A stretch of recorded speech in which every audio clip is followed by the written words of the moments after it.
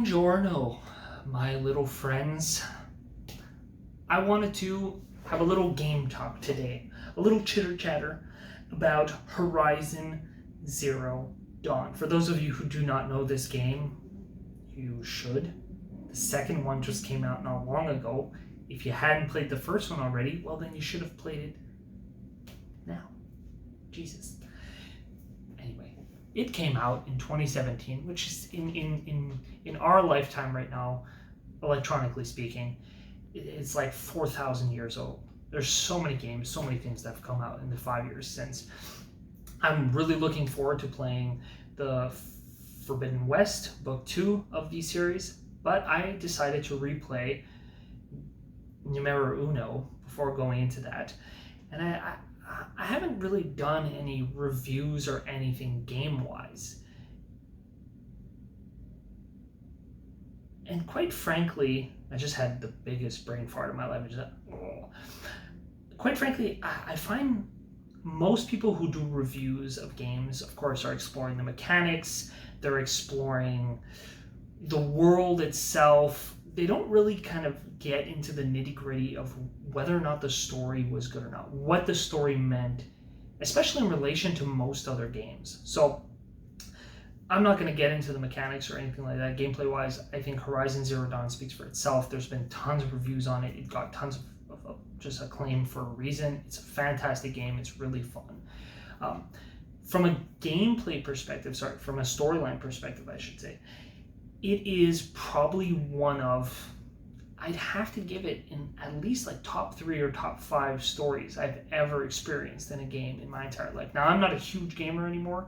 I used to when I was younger, but I do play a game or two here and there. I'm much more of an RPG player overall. And Horizon Zero Dawn, of course, is an action-adventure style game. You do have a little bit of RPG-ish elements inside of it with the way the armor system works and modifications, but not really. You're not, well, you do get skill points and you do kind of have your tree that you go through. So I suppose it does have a little bit more solid RPG elements, but overall it's an action adventure game. And we are effectively following one character throughout the entire story by the name of Aloy, and she is a orphan who grows up in the Sacred Lands where the Nora live. And the Nora are a group of, effectively they seem like hunter-gatherers to a degree. Only the difference is, in this world, what they hunt and gather are robotic machines. And these machines range from simple steeds like a horse to giant crocodiles and huge thunderbirds and all sorts of other weird gizmos and gadgets, some being very violent and aggressive, others just being very obviously replicas of our own world in the sense of just herbivores and other kinds of animals. And of course, as you start this game, you don't really understand why, although it's pretty clear that this is a dystopian world. You can see ruins, and the game starts off with you quite quickly finding out that shit went down. Humans, something went wrong, and a lot of people died, and now we are living like in the olden days. Of course, it's a little bit different now because we do have all these robots and machines that are allowing us to have technologies that we would have had in the past, but simultaneously humans just don't understand tech in the same way. But our main character manages to find this device called a focus, which allows her to understand some of the ancient technology and allows her to fiddle with things and see the world in a very different way, and especially allows her to understand the machines that are wandering around in a much bigger way. And as the story progresses, we get to see this world unfurl for her, not only her own personal story, why she's an orphan, she was also an outcast, so she was cast out from the Nora, she wasn't allowed to live with them, and she never understood why. And the person who lived with her and took care of her never really explained it to her, and you're finding this out as the story progresses. And of course, you're also figuring out what the heck happened to ancient humans. And if this was a book, it would probably be quite fantastic overall. It's not amazing.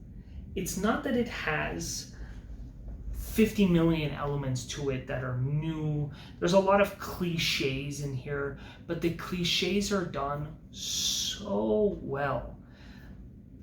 The creators of the game did their utmost to leave little bits and pieces scattered around the world that allowed us a peek into the past of different people, normal people, scientists, and other people who were involved in this final confrontation that led to our being gone. And I don't think I've ever really played another game that managed to make me so emotionally attached to people who didn't even exist in the game world, who we were just seeing memories of, experiences, what they were thinking, what they were doing. There were so many instances where I really, really cared. I could feel the sadness of people. The voice acting was so well done.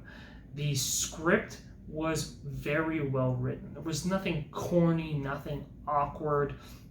It just flows so well. Our main character manages to embody someone who's very, very strong, very tough, very intelligent, but also being emotionally vulnerable, and someone who effectively doesn't know who she is and who she's going to become, but she's doing her best to figure things out as she goes along, and she just has a strong heart.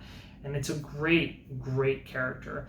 And again, a lot of these, a good example I could probably give that won't ruin anything particularly for anyone who hasn't played the game yet, is there is a small little series of side quests where you can find what are called vantage points. And in these vantage points, they're hidden around the world. And when you discover them, you can see a little mirage, a little glimpse into the land itself that's right in front of you. So you can see what area and what was there in relation to the ruins that are around you. And then you are hearing the story of a engineer, effectively, I guess you would call him, who at the time when everything was going to shit, happened to work for a company that made him find out in advance before other people what was going wrong in the world. A pocket shitstorm tour, day one.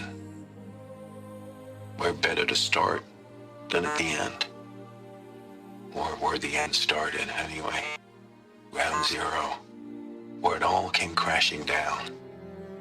My career first, then everything else.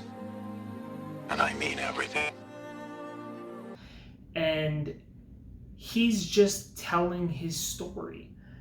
What happened to him as a child, the things that he had gone through, his drug abuse, times with his mother, the things his mother had to do for him to keep him out of trouble, the accomplishments in his life, finding out all the things that were going to go wrong and how the world was going to effectively end in a certain way, and his choice to go around and leave these vantages, these memories around the world, so that someone could remember him and his life after everything was gone.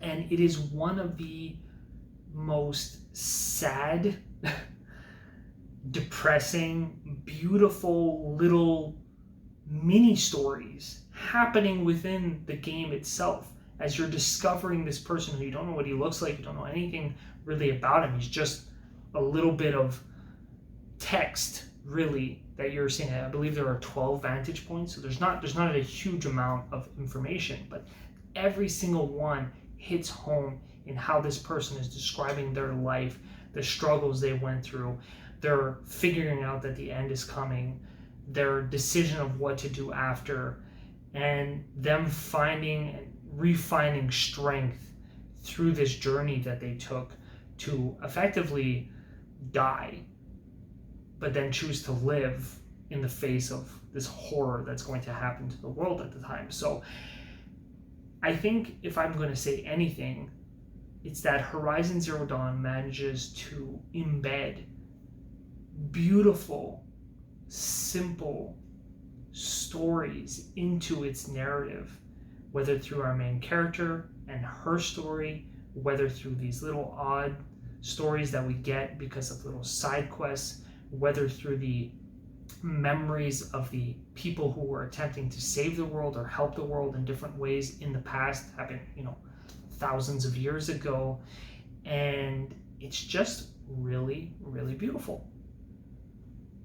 And I think it's the kind of story that everyone should experience. I genuinely wish they would make an animation, a movie, a TV show, something, a book, so that people who are not gamers could experience this game, because it is just a wonderful, bittersweet story. Yeah, and I hope that people might watch this and check it out, because it's a shame that people won't get to experience this kind of story more often. Most of the time when we have these dystopian books and dystopian TV shows, there's just a whole bunch, there's always this grand love story that kind of overwhelms and pushes aside the kind of pain that goes along with all this ending that happened in these dystopian worlds. It's always just usually a girl falling in love with a boy and some other stuff, and it just, so much of the story gets caught up in that. And Horizon Zero Dawn just doesn't fall into that trap. It's really just about this person's journey of discovery and all the lives of these random people and how they all intersected and came together to help her in this moment to understand the past and the present and the future and how to deal with stuff. And so, yeah, check it out. Let me know what you guys think down below. Like, comment, subscribe. Check out the website, geektales.ca.